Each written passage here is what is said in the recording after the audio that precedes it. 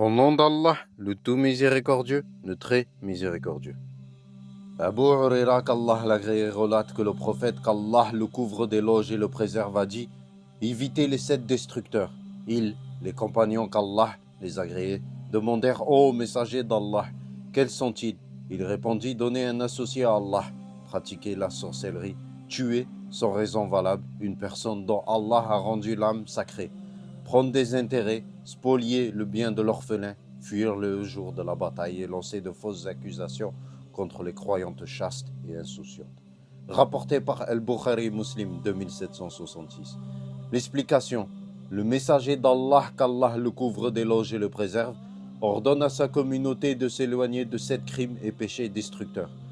Et lorsqu'il a été interrogé à leur sujet, il a expliqué qu'il s'agissait de, premièrement, donner un associé à Allah, le considérer comme semblable et similaire à lui, gloire et pureté à lui, quelle que soit la nature de cet associé, de même que vouer une adoration quelle qu'elle soit à autre qu'Allah.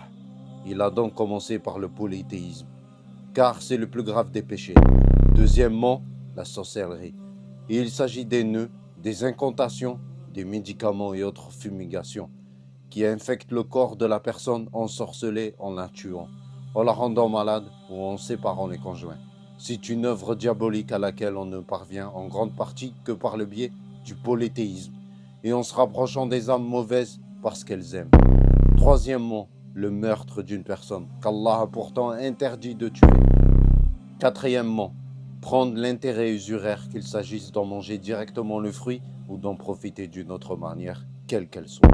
Cinquièmement, la transgression à l'égard des biens du jeune enfant dont le père est mort et qui n'a pas encore atteint la puberté. Sixièmement, la fuite lors de la bataille contre les mécréants. Septièmement, l'accusation de fornication portée contre les femmes libres et chastes. Il en est de même concernant les hommes.